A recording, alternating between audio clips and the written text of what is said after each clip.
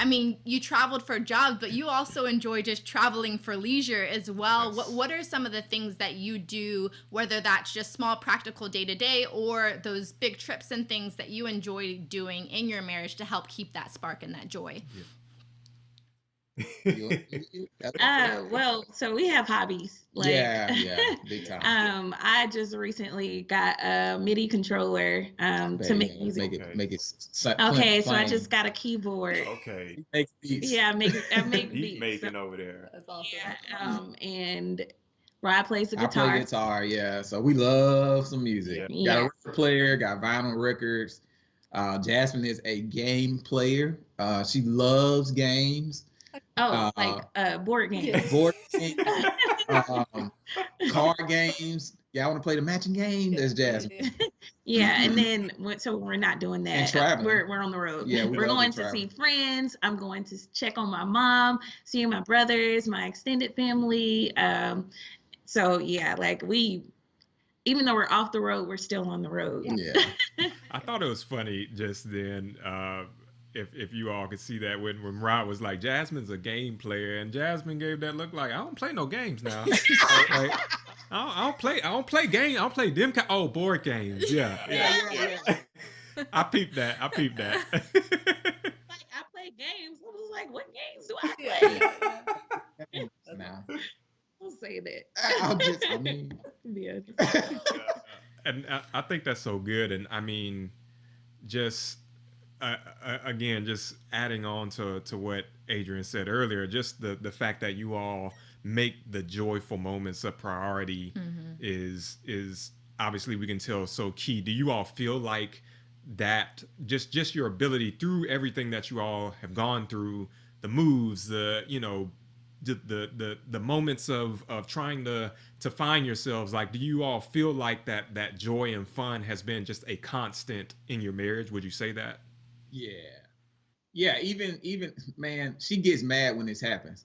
We'll get into an argument, y'all, and I mean, I'll let her have her little moment, or she let me have my moment, and then I'll do something, and she tries her best not to laugh, but it's like she can't help it, and the laugh that she makes is kind of like, why are you making me laugh? I'm supposed to be mad right now. Yeah, and then he says, like, I'm really not trying I'm to not. make you laugh right now, but it's only a few people who can do that. My dad would do that as well, and like, I just give in, like, you make It me doesn't sick. remove the challenge or Yeah. whatever she's dealing with, Right. but it's just like, yeah, we just had an argument, but at the end of the day, we make each other smile. Yes. It's nothing we can do about it. So That's so good. And that's how it should be, right? Like, Exactly. you come back to home base, you remember the joy of it all, and what you're in it for and all. That's awesome. Right. So kind of one other thing we want to know, obviously you all still have so much ahead of you guys, and you've already done so much, but where do you kind of, let's look future now. Like, what are some things that you all see for yourselves in the future? Maybe what are some goals that you all have for yourselves? That's something that we love talking about just within marriage. It's just, setting that vision. Like, what are some things that you all desire to do? Just share that a little bit with us. like I told you, I mean, me and Khalil talked a little bit earlier this week, and I was like, man, that's such a great question, because in all the fun that we have, and all the traveling, and all the great things that we do together, we realized that wasn't something we had sat down and really talked about. I have goals for us as far as finance. Clearly, as you can see, we're making spreadsheets that are 40 years old, or 40 years in the future. But definitely debt freedom. Yeah. Right now, we're focusing on credit cards and student loans. We're 30 right now, and I got this set. I might make us some T-shirts. Come on. But debt free at 33 is a mission over here at the Love Reedy it. household. Love that. Yes. I'll add to that. Like, I don't think, like you said, we haven't sat down and thought about our goals Together. beyond getting out of debt or student loan and credit card debt. Mhm. So that's where our immediate focus is. We made an agreement with each other to kind of enjoy life a little bit more, because throughout the years, focusing on financial freedom has, I don't want to say it's been a burden, but it's tough emotionally. Yeah, it's tough. Yeah. You have to get two people on the same page. In some relationships, you have like a driver and then you have like a passenger. Rod's definitely the driver, I'm the passenger. So we took a step back to say, we're gonna take care of some home decorations and other type of things. So that's where our immediate focus is like right now.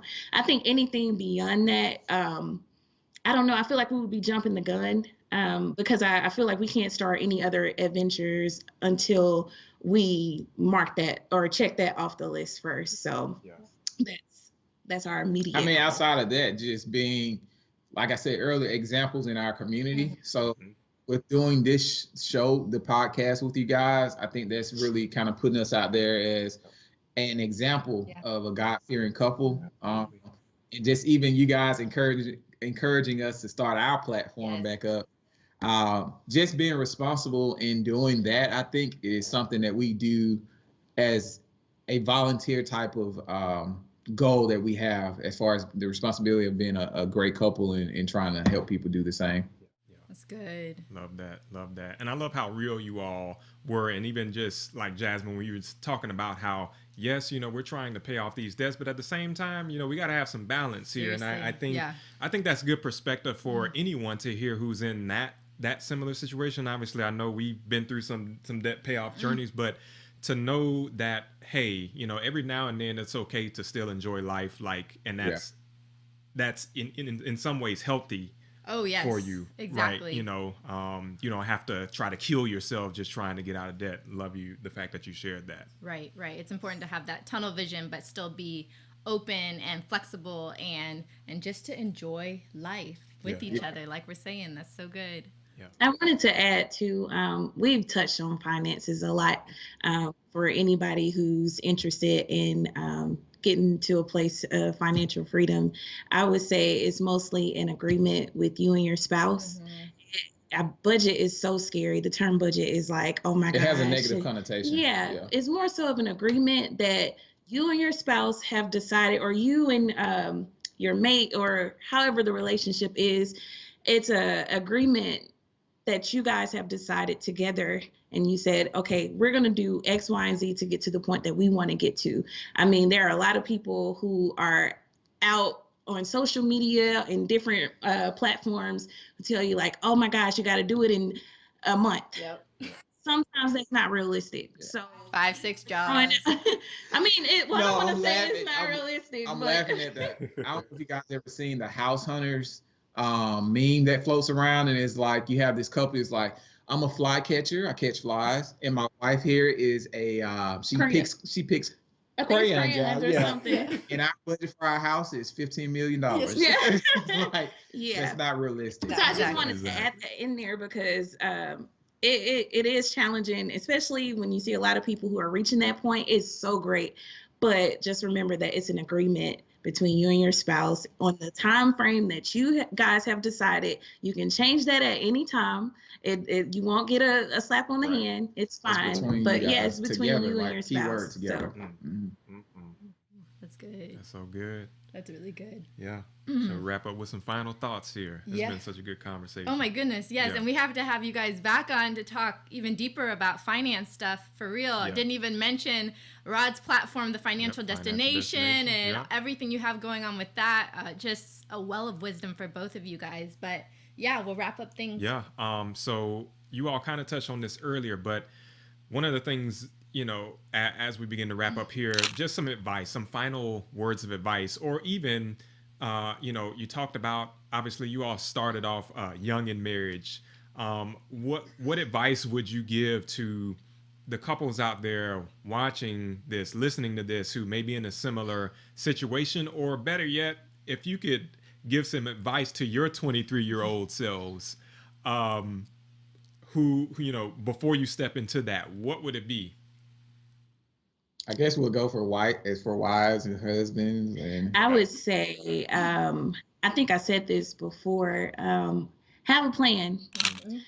It's cool to get married. It's great. And I would love to see everyone get married, but I would say have a plan at 23. I would not say not do it, but I would say have a plan. Make sure that your expectations are met, and make sure your spouse's or your fiance or girlfriend, boyfriend, make sure those expectations are met and communicate. I would definitely say all those things together would be a better approach, because I don't think we had a plan like we thought we did. We just kind of just loved each other. Yeah. Love will get us through. We didn't have a plan, so I would say plan first, and talk to people who you trust and who you feel like can pour into you and give you some good advice on taking that step. So that's good. And a lot of people are always, my business stays in my house, you know. And it's just me kind of piggybacking off of what she said. It should, but you should also have people that you trust, other couples that you trust, that you can kind of have some third party discussions with to help each other. So I agree with that. For me, my biggest thing, and I was told about this even before we got married in our marriage counseling, I'm not a great communicator, and we still deal with that to this day. She would say things or do things, and I would have a response, and I would just get really, really angry inside, and I wouldn't say anything, but really I'm building resentment inside of myself to the point where I may be slowly moving away, and she has no idea because I'm not talking about it. Right. So for the men, for the future husbands, for the current husbands, don't be afraid to respectfully communicate to your wife about things that you may not like, or something she did that you didn't like, or something she did that you did like, because it can lead to a place that you may not want it to go, and it will hurt her in the long run, because it'll be a surprise. It'll be a big surprise to her. She wouldn't even know about it. Yeah. So communication, and then secondly, take her advice. Listen to her when she tells you something. Really? Girl, really? Okay, guys, I'm gonna call y'all when he listen to me. I mean, an example this morning, y'all. I try to do a lot sometimes, and she has to tell me you're doing too much now. And you need somebody like that. You shouldn't have a yes man or yes woman in your marriage, because at the end of the day, we're about building each other up. Iron sharpens iron. Come on. And just helping that person grow. So her telling me this morning I wanted to go to Best Buy while she was cooking breakfast, and she was like, no, that's too far. The food will be cold. Just go to the store and come back. Yeah. And glad I went to the store and came back, because she called me in the parking lot at the store, and I still haven't been to Best Buy yet. Was done cooking. Yeah. So something as small as that, but listen to her, take her advice. She's going to make you a better man. And that's one of the greatest benefits of having a wife, is a wife that you trust and care, and one that cares about you. Is she will create a better man in you. Woo. Hey, I think your wife approves of that, of what you just said. Yes, we all approve of that message. all the women out there approve. Amazing. Yes. Boy, y'all saying some good stuff on this show now. Yes. Well, we could definitely go on and on and on. But just want to thank you guys for your time, for your talents, for your expertise, for your vision, for your joy, for your integrity as you guys are sharing. It's just been such a thrilling and refreshing episode, and I really hope that some of the advice that you've given, that people will really take it to heart. If you guys are listening to this on any of the platforms, if you're viewing it on YouTube, definitely give us some feedback, words of encouragement for the Reedies, or maybe things that you guys are currently going through that might relate. We would love to know. Yes, and as we now wrap up, Rod and Jasmine, we got to let people know where to find you guys. I mean, because you guys are folks need to get in touch with you. So if you would just let the people know out there how they can get in touch with you on social media, as well as, any of the platforms that you guys have. So we have our photography business page is INC Images on Instagram. We have, for my financial literacy profile and initiative, financial_destination on Instagram. And then we have our couples page that we need to get back on. But we have a page. It's called Reedy Love. Our last name in love on Instagram. And then, of course, on YouTube, we have 23 and Married. Got to get back on it again. But videos are there. And any new viewers, we would love for you to check them out and give us some feedback. But we're going to get back at it for sure.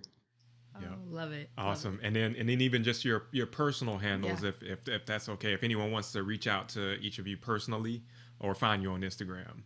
My Instagram is Heisman, and it's HE1 SMANN. Awesome. So my Instagram account is under construction. That sounds so cool. So if you want to find me, just find me on his page. There you go. Love it.